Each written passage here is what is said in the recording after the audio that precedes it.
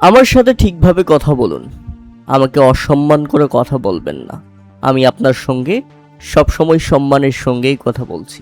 হ্যাঁ দর্শক, ঠিক এভাবেই রেফারিকে শাসাচ্ছিলেন লিওনেল মেসি। ম্যাচ চলাকালে পর্তুগিজ রেফারি জোয়াও পিনেইরোকে উদ্দেশ্য করে লিওনেল মেসির স্পষ্ট কথা, যেটা রেফারির মাইক্রোফোনে স্পষ্ট শোনা যাচ্ছিল, এমন তথ্যই দাবি করছে ইএসপিএন আর্জেন্টিনা কিংবা টিওআইসি স্পোর্টস। সামাজিক যোগাযোগ মাধ্যমে ইতিমধ্যে এই পোস্টটি ব্যাপকভাবে ভাইরাল হয়ে গেছে। মানে রীতিমতো এই ম্যাচে রেফারি যেন দু দলের আরেক প্রতিপক্ষ।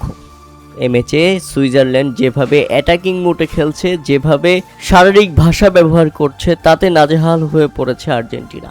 আবার কখনো কখনো দেখা যাচ্ছে ফাউল করছে আর্জেন্টিনা, আবার ফ্রি কিকও পাচ্ছে আর্জেন্টিনা। তাই তো দুই দলেরই রেফারির সঙ্গে বেশ ঝামেলা তৈরি হয়েছিল, এবং রেফারি দুই দলের ফুটবলারদের যেভাবে কন্ট্রোল করেছে তাতে বলতে হবে রেফারির সত্যি সাহস আছে। তিনি দু দলকে ব্যাপকভাবে দাপিয়ে রেখেছেন। তাতে লিওনেল মেসি এক পর্যায়ে রেগে যান এবং রেফারিকে গিয়ে ব্যাপকভাবে শাসালেন তিনি।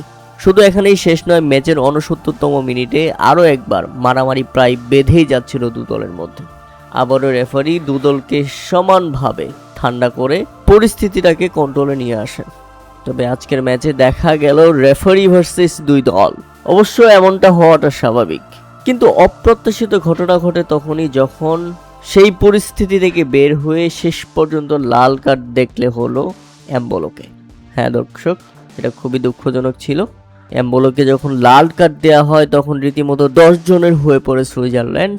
দুর্দান্ত এক স্ট্রাইকারকে এভাবে লাল কার্ড দিয়ে বের করে দেওয়াটা মোটেও ভালোভাবে নেয়নি সুইজারল্যান্ড। রীতিমতো কান্নাই ভেঙে পড়েন এমবোলো। তবে কি মেসির সেই দাপটের পরেই রেফারি এমন সিদ্ধান্ত নিয়ে গেছেন? মুহূর্তেই পাল্টে গেল রেফারি। শেষ পর্যন্ত কাল হয়ে দাঁড়ালো অবশ্য সুইজারল্যান্ডের জন্য।